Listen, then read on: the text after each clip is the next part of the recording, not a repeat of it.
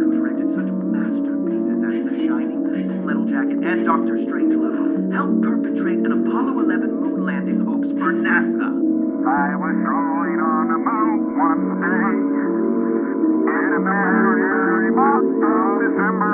May, that's right. Now, I have been watching a lot of conspiracy videos on the subject, and there is some interesting footage and information out there about similarities between the back projection used in 2001: A Space Odyssey and actual shots from the moon landing. Also, NASA did have models and mock-ups of the moon for training purposes. Rumsfeld offered to go and negotiate personally with Stanley Kubrick. He and Henry Kissinger flew to England that same evening. Kubrick was surprised and amused by the idea, but began by refusing. Rumsfeld wouldn't give up. We're only asking you to do one thing. Just leave us the keys to the studio for one weekend, just so we can shoot a bit of film and take a few shots. Everything will be tidied up again by Monday morning. Kissinger flattered him, telling him that Dr. Strangelove was one of Nixon's favorite films. In the end, Kubrick agreed.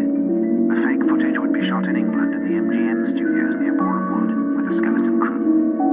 The 2 technicians and 2 actors would be CIA agents.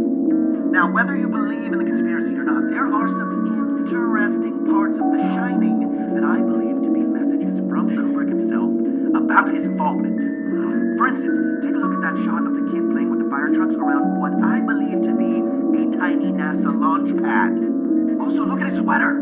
It says Apollo 11. Interesting.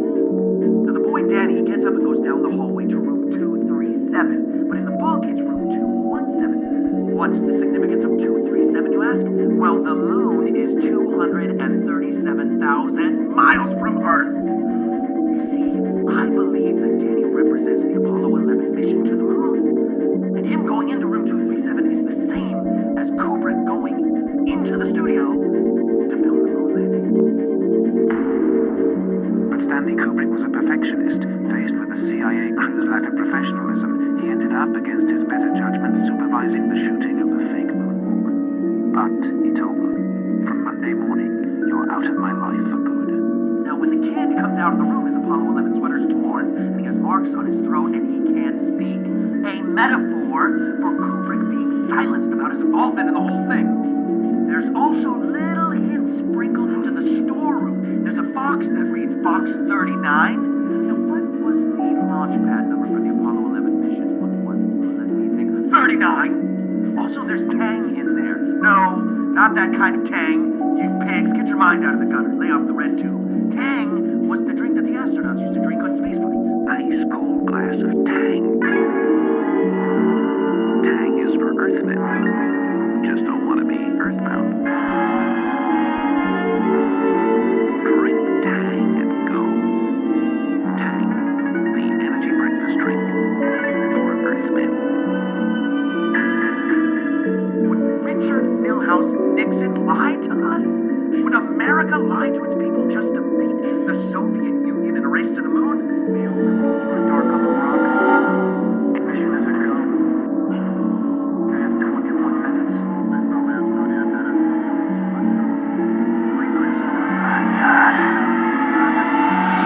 Everything was so much easier in the 1960s.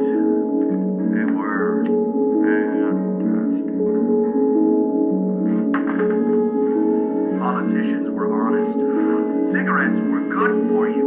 Hell, who needs a filter? Only pansies wore seatbelts. Martinis at lunch. Drinking and driving, no big deal. Grabbing girls' keisters by the water cooler, they loved it. In 1984, it was just a book, not a how-to manual for the NSA. What?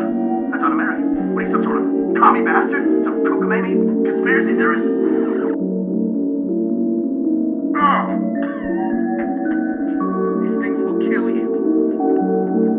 What do you guys think? Did the Apollo 11 really go to the moon? Was Kubrick even involved? Or maybe was he just a backup plan in case things went wrong? Let me know what you think in the comments below. In code.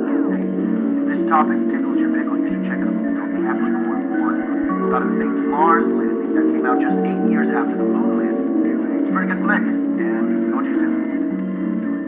I have discovered a litany of conspiracies in GTA 5 that need to be examined. I'm